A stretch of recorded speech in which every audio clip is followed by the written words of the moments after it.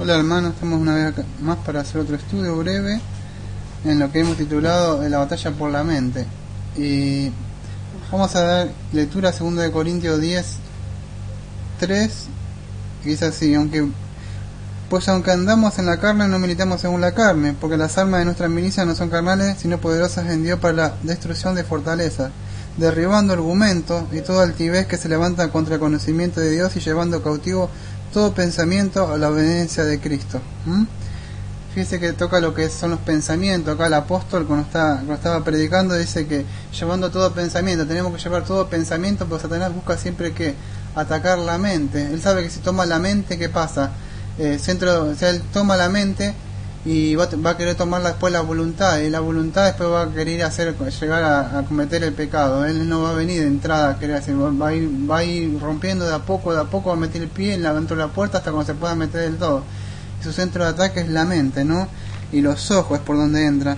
Le invitaría ahora a Santiago 1:14 y 15, dice así: Santiago 1:14 y 15, sino que cada uno es tentado cuando de su propia concupiscencia es atraído y seducido. Y entonces la concupiscencia, después que se ha concebido, da a la luz al pecado, y el pecado, siendo consumado, da la luz a la muerte. Bueno, usted sabe que la concupiscencia es un deseo muy fuerte. La concupiscencia puede ser tanto buena o mala. ¿No se acuerda cuando Cristo dijo a los discípulos que tenía un deseo muy fuerte de estar con ellos? O sea, que habían helado mucho estar con ellos. Bueno, esto es concupiscencia, pero en el sentido bueno. Y ahí está en el sentido malo, un deseo muy malo de querer llegar a hacer algo, ¿no? Porque se lo ha alimentado. ¿Te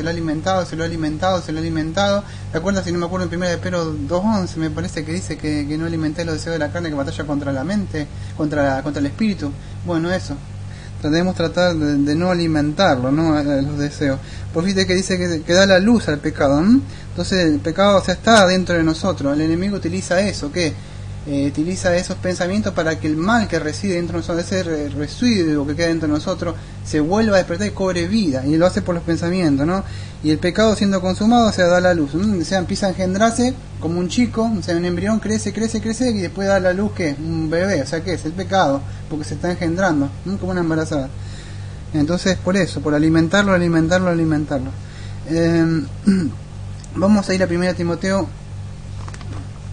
1:5, dice así: pues el propósito de este mandamiento es el amor nacido de corazón limpio y de buena conciencia y de fe no fingida. No voy a hablar todo lo que venía hablando antes del apóstol, porque no estamos haciendo un estudio de la epístola, pero sí lo que dice acá, dice y de buena conciencia. Debemos tratar de tener una buena conciencia, ¿no?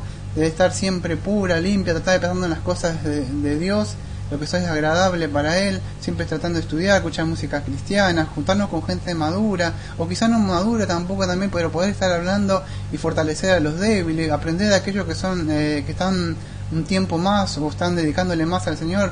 Buscar en esas cosas, nuestra mente se va a ir creciendo más y vamos a tener más cercanía, ¿no? con nuestro amado Señor Jesucristo. Ahora en 1 Timoteo 1:19 también dice así: manteniendo la fe y buena conciencia, desechando la cual naufragaron en cuanto a la fe algunos. Fíjese que dice manteniendo la fe, en el conjunto de doctrina, pero dice y buena conciencia. Debemos tener una buena conciencia, una buena mente debemos tener, y la mente se renueva. ¿Se acuerdan? Si no me equivoco, en Romanos 12:1-2 dice que renovando la mente, dice, ¿no? Que debemos renovar la mente por medio del conocimiento, de estudio de la palabra. Por eso siempre doy énfasis a la palabra, porque es la única forma que nos llenemos, y como dice Colosense, que seamos llenos de la palabra de Dios, Es una buena conciencia.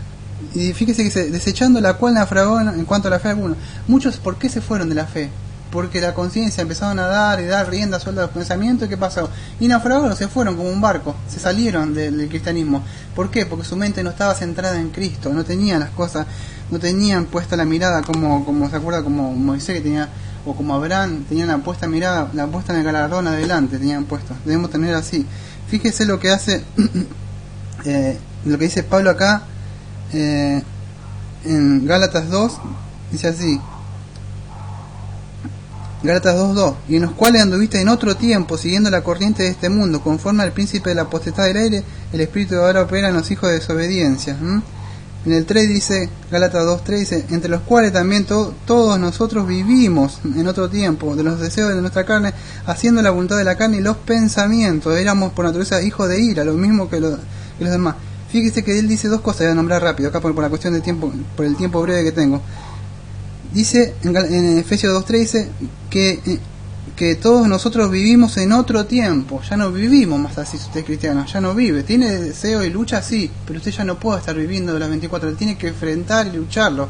Le van a venir deseos, le van a venir ataques, pero usted se le tiene que levantar en pos de guerra y empezar a combatir, orar, leer la palabra, para que eso hay a veces que entrarán los ataques, pero usted debe enfrentar, ahora lo enfrenta usted. Y los deseos de nuestra carne, haciendo la voluntad de la carne, y fíjese que acá está, y de los pensamientos, los deseos de qué dice el apóstol, de los pensamientos, los deseos de pensamiento, viene la mente, donde empieza a incubar. Había un predicador que se llamaba Spurgeon, si no me equivoco, que Spurgeon decía que no se le puede prohibir a los pájaros que aniden, pero uno le puede hacer así, se los puede sacar para que no estén haciendo nido ahí. Los mismos con pensamientos, no se pueden, tienen ahí, pero uno puede pensar, por ahora tenemos voluntad si está en Cristo Jesús. En Efesios 4:17 y 19 dice así,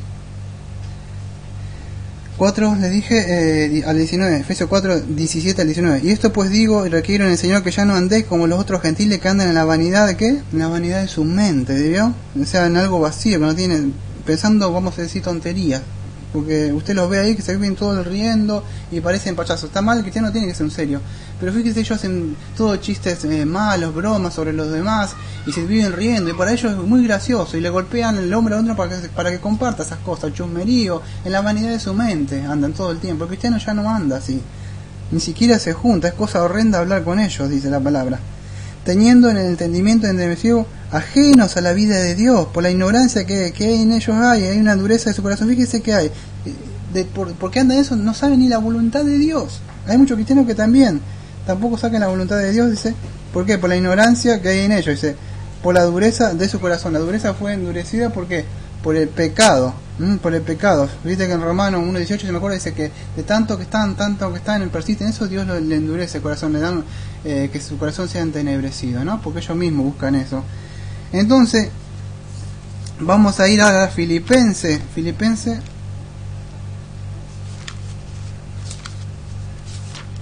¿Qué podemos hacer entonces para esto?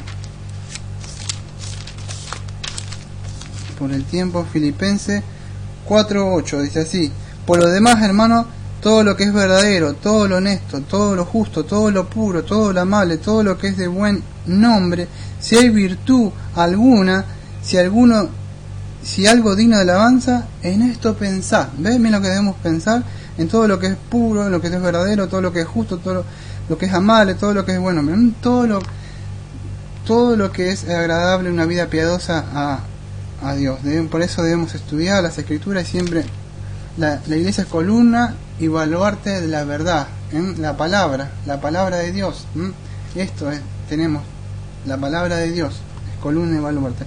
Hechos 24:16, o sea, Hechos 24:16 para cerrar, dice así: y por esto procuro tener siempre una conciencia sin ofensa ante Dios y ante los hombres. Fíjese que Pablo se preocupaba de tener una conciencia limpia, de ser un hombre irreprensible ante los hombres, porque los hombres han de tener un buen testimonio, y ante Dios, porque Dios dice que traerá el día de juicio todo pensamiento, toda palabra ociosa que se haya hecho, demás. Entonces debemos cuidarnos. Por ahí le decimos, bueno, los demás no saben qué estoy pensando, o qué es lo que estoy haciendo, pero le puedo asegurar que Dios en su trono de gracia está sabiendo lo que está pensando, como usted está solo, y Él también sabe que usted batalla y no quiere, ¿no? Por eso le pedimos que el que les habla tampoco he sido perfeccionado, porque dice que algún día yo tendré un cuerpo glorificado, ya no lucharé yo contra el pecado que reside en mí. Pero nosotros debemos pelearle, no se olvide eso, que no tome su mente porque va a tomar su voluntad, y si toma su voluntad después le dará nacimiento al pecado, y ofenderemos. Así que a cuidar la mente. Bueno, en el nombre del Señor Jesucristo, la paz sea con vosotros, amén y amén.